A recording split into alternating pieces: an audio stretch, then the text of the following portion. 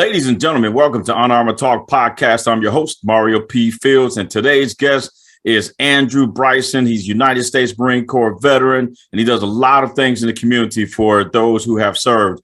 Andrew, welcome to the show. Thank you, Mario. How are you doing? Man, I'm still 5'2.5" and kicking it. How about yourself? Same here. Well, hey, let's tell the listeners and viewers a little bit about yourself, my friend. Hey, I graduated high school from Newark High, January 1986. Reported to boot camp at Parris Island, February 3rd, 1986. After I graduated boot camp, I reported to Camp Lejeune, North Carolina, infantry training school on Camp Geiger. After that, I received orders to Marine Barracks Guam for a 15-month stint, and then got PCS orders to 2nd Battalion 1st Marines, Camp Pendleton, Hawaii, where we did a Westpac in 1988. After that, I picked up meritorious corporal, got married. Our son was born out there in California, and then re-enlisted and PCS'd, permanent change of station duty, to Marine Barracks, Hawaii, Pearl Harbor. I was a corporal of the guard. I picked up sergeant, became sergeant of the guard. I was there for 3 years. Our daughter was born in Hawaii. Then I re-enlisted and transferred to 2nd Battalion 8th Marines, where I did a tour, a 6-month tour in Okinawa in 94, and then 96 did med float with 24th MEU. After we came back from med float, I received orders for drill instructor duty at Parris Island, South Carolina. Wow, what a journey! And it looks like you were overseas. You know, you went SoCal, a little Camp Pendleton action, and then came on by that Carolina mag taft, and you made some things happen. But let's talk about your journey as a Marine. You expressed to us, you articulate to us, your kind of your journey, but there was some turbulence in the middle of this journey. I want to say you were with the 24th MEU out of Camp Lejeune, and it was May the 10th, 1996, when things changed for you. What happened on May the 10th, 1996 in Jacksonville, North Carolina? Well, that morning was just like a typical morning. Got up, get everything cleaned up, moved all of our sea bags from being on the ship for the last 2 weeks down the well deck, get everything cleaned up. Then we went down to the well deck and we just sat around pretty much all afternoon.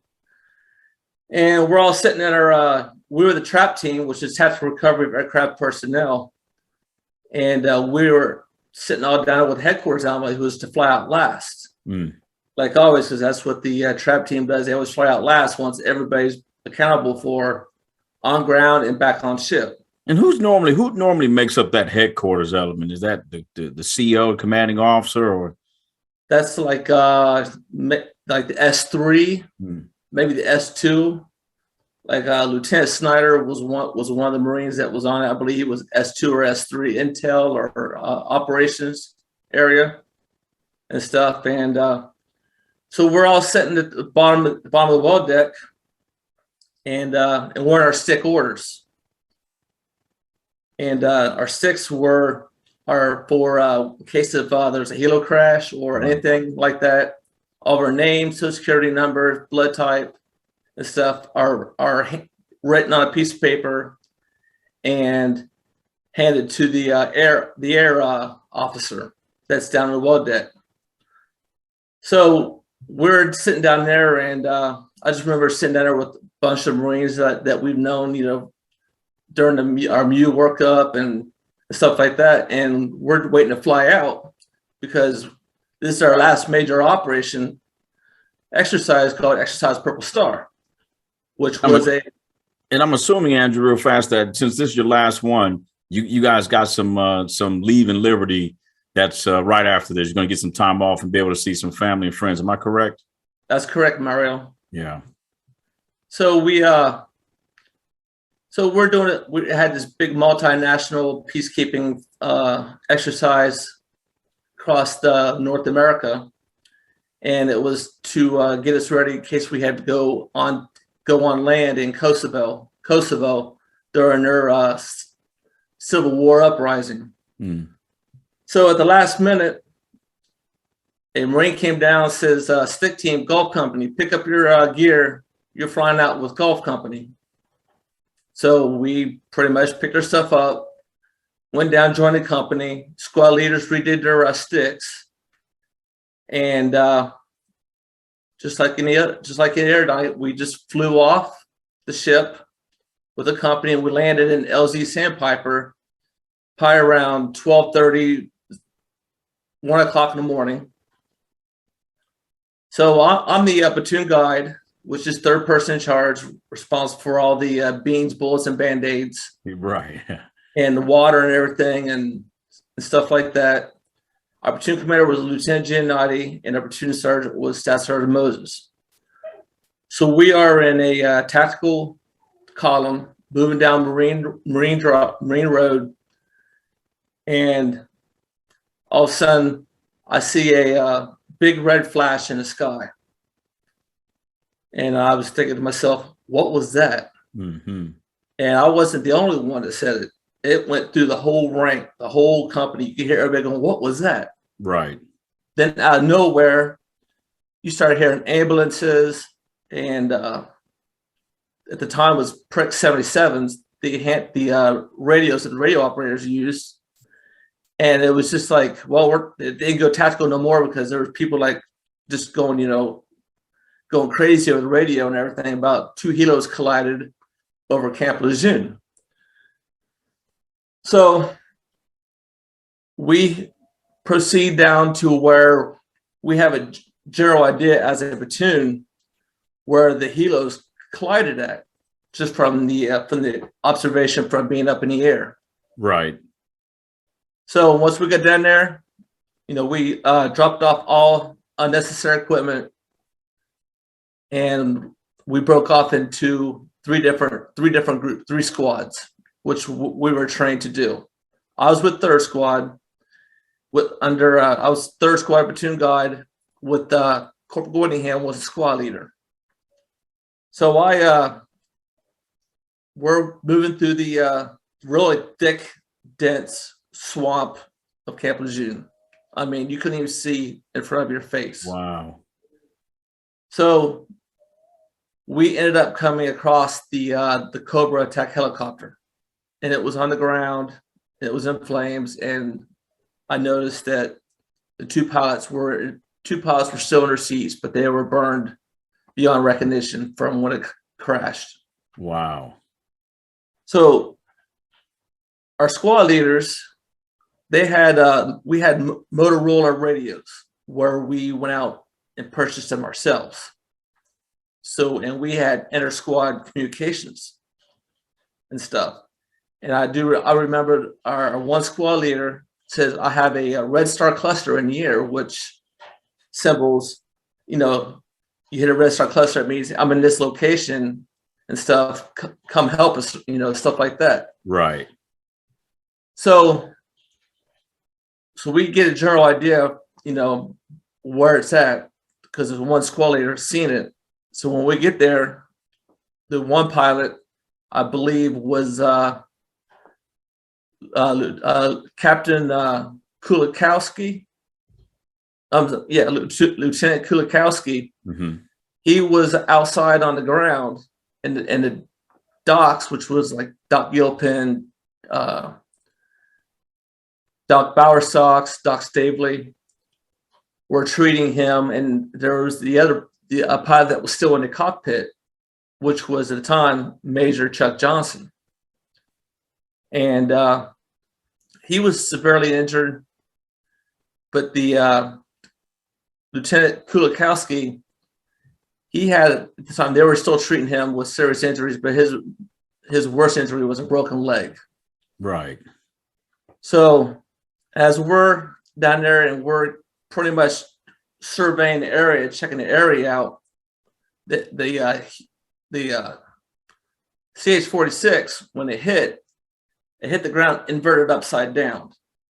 So the hit was such force, there was all the swamp and everything was completely evaporated, it looked like. Wow. And I noticed at the, in the bottom of the CH-46, they have a little hell hole. It's where you do like fast roping, where they drop the rope, you slide down a rope for a quick extraction and stuff like that. Right. And I saw the hell hole open up, and I wasn't sure. I couldn't tell which corner it was, but somebody pulled a body out of the bottom of the hell hole, and they pretty much said, "Don't move, nobody else, because there's no more. They're all dead. They all passed away." Wow. So they pretty much stopped doing that. So then we kicked in high gear. We took the one pilot, had a broken leg, Lieutenant Kuszewski, and we put him on our makeshift litter bearers that we had, and we carried him through chest deep swamp over our head until we came to this unapproved road, which is a dirt road. And this Hummer, first aid Hummer, pulled up out of nowhere, and we loaded him up in the back of the Hummer, and they took him off to the hospital. And Andrew, from my understanding, this wasn't, you mentioned, the swamp. This wasn't just solid ground, right? This was kind of marsh, swampy area. Yes, it was really bad. I mean, at first it was, when we got there was no swamp. When we first got the tree line, there was no swamp. Then once we got to the second crash site, there was none. But once we started moving away from the crash site, we started coming in water. And then we were up to our chest in water, swamp. Wow. And we're holding this pilot above our heads on a makeshift litter bearer above our head and stuff until we actually came out of the swamp onto an unapproved road. And thankfully, the first aid Hummer pulled up, and we got him loaded up, secured, and they drove off with him. Yeah, and and here it is.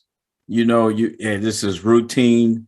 We train for aircraft that crash and to recover them, but never thought that you would actually be doing it around 01 in the morning for our military folks and 1 in the morning for non-military folks, right? And then here you are now. You're doing a research and recovery of your fellow service members, and that's one sailor, 1 soldier, and then 12 Marines. Do you think that the training that you guys got helped when this happened? Oh yes, so much, because we as a platoon, we were separate from the whole company.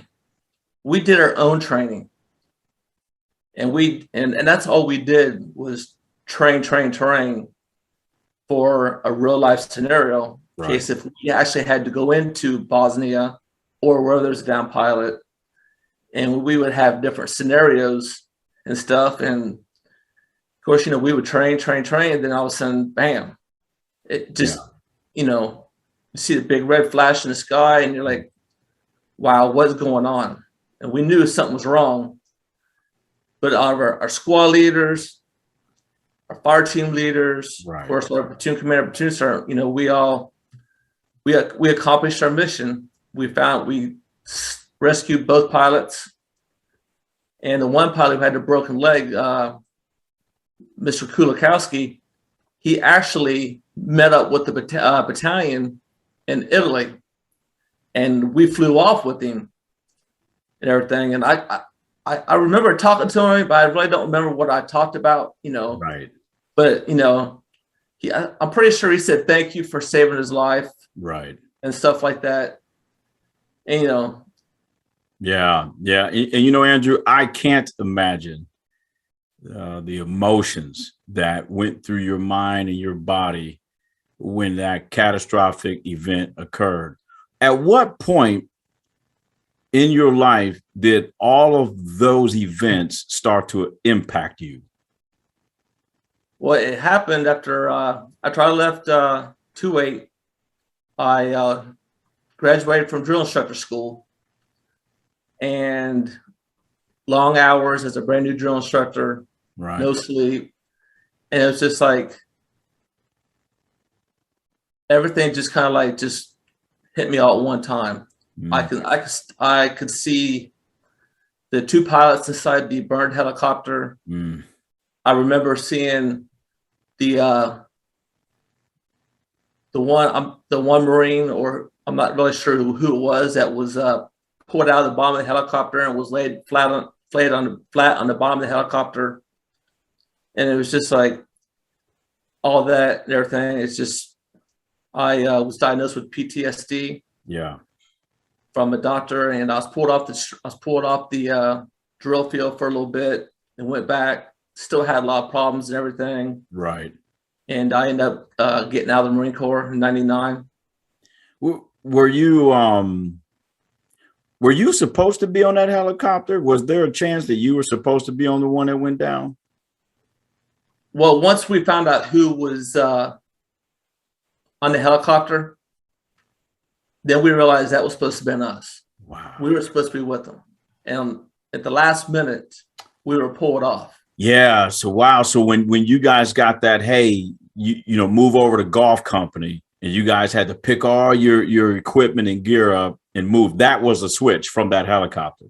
Right. Oh my goodness. And, you know, you hear people talk about, you know, why me and stuff. No, that should have been me all these years later. But you don't realize, you don't realize what someone's actually going through until it actually happens to you. Yeah. Because you hear it on TV a lot with these like wounded warriors and all these veterans that should have been them, they always say, but I happened to survive and they didn't. Yeah. And the stories that you hear and stuff. And that's how it was with me. And I'm pretty sure with all the Marines in our platoon is, why did we get pulled off at the last minute? Yeah. And we should have been the ones that should have been there with them, you know. So. Yeah, and if you don't mind, we're going to remove your armor a little bit more. You know, this is Unarmored Talk. When you're on a drill field as a drill instructor and everything started to surface and you were diagnosed with PTSD, what was the main emotion that you were struggling with? Was it guilt or anxiety, or, you know, what was that thing? Probably guilt, and I was upset. I even started crying. Yeah. And my wife at the time, she was like, "What's wrong?" And I was telling her that I was reliving the May 10th accident and stuff, which she really never knew too much about. And but she had a general idea about what happened, and it was just like I couldn't function. Right. And so she ended up calling. She called. I don't know if she called it 911 or whatever. But you know, I ended up getting treated and everything. They pulled me off the street for a while. Yeah. And I was just never the same. Even when I went back, I was never the same. I just, you know, I ended up getting out of the Marine Corps and everything in '99. Yeah, you know, and thank you for removing your armor. But now we look at Andre today, right? And I'll call you Andre because that's okay. What it goes by. Right. If you're okay with that. Yes. But now we look at you today, and I think you just had a birthday. You just turned 27. Times 2, 54. Hey, ladies and gentlemen, compliment. I was teasing him, you know, because him and I have been social media buddies. We had lunch about a month or two ago, and I said, he told me he's 54. I said, man, I swear to God, I thought you was like 40 something, you know. Yeah, that was a great time with David Bradford and everything. Yeah. So, but I think it's important to tell the listener and viewers, how did you get through that? we're looking at a 54-year-old in shape veteran who still lives with that event. They can't erase it. And the emotions are still there. But how did you think through all of that where now you are who you are today? Well, it all started back in 2018 when we had our first 2nd Battalion, 8th Marines reunion. And a bunch of Marines got together and everything, and we had all kinds of different events that we attended. And I remember being at the 2ACP, and the battalion commander at the time was Lieutenant Colonel Sieverts. And he opened the doors up to us and welcomed us into our home and everything. And just an awesome Marine with, the battalion XO was Major Granger, battalion Sergeant Major Johnson. And right in front of the 2ACP, they have the monument for the Marines and sailors that were lost in Iraq and Afghanistan. Mm.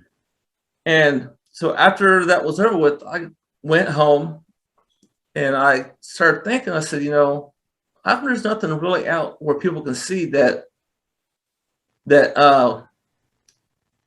honor the Exercise Purple Star? Because a lot of people had never even heard of it. Right. So then I started looking at maybe doing like a memorial bench and stuff like that. And so then I started doing some research on different places down in Jacksonville, North Carolina, and I found this company that makes benches. So we ended up raising money on a GoFundMe account. Wow. And then of course they donated $1,700 in 2 hours from the 2A family. There's people that weren't even in 2A donated money. So then I ended up calling this company back and said, I've got all this extra money. And I said, well, and one of the Marines says, with this extra money, why don't you do a memorial stone and put the names on them?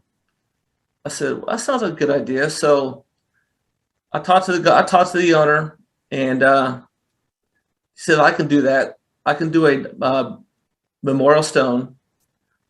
And we did a 24 by 36 inch stone, memorial stone that I've sent pictures to you with. And we got everything going according to schedule. Now I'm up in Ohio and I'm coordinating everything, do this with David Bradford and Sergeant Major Johnson, Major Granger from Ohio. And of course, they finally got everything squared away, going through staff judge advocate and everything, and stuff like that. And we got everything approved.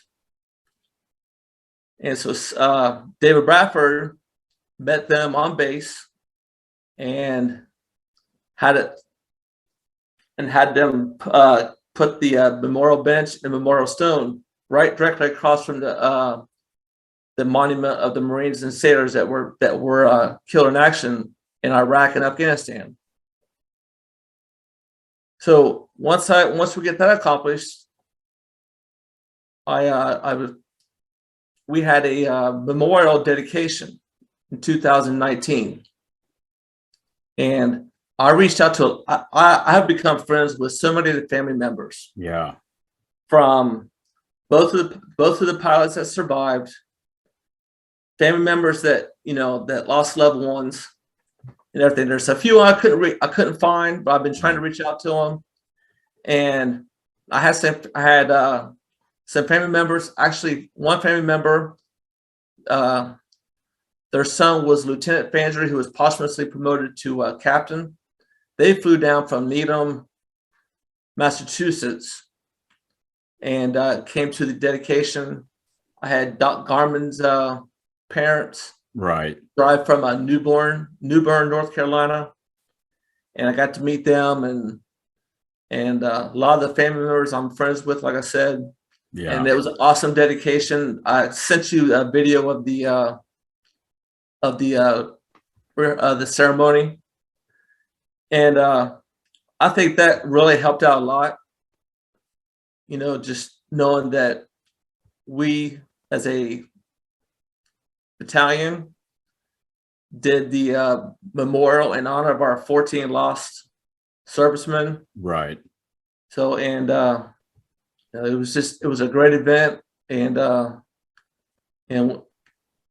every year or every other year, we have a 2-8 reunion at Camp Lejeune. Right. Yeah. And so we pretty much, you know, if there's anybody out there that would like to help out upcoming events, you know, you can always just go to the 2-8 reunion page and look at that. And, you know, there's all kinds of people in there, you know, usually we set up different things, you know, for people who wants to donate money or whatever. Yeah. You know, Andrew, I really like how you're in this state of mind. You know, you're dealing with guilt and some other emotions. You get out of the Marine Corps, you're still trying to deal with this stuff. And then 2018 comes. And essentially what I heard from you is you started to give back and to create things to keep a legacy of those who are gone, right? Those who are deceased, to keep that legacy alive, which you've done that.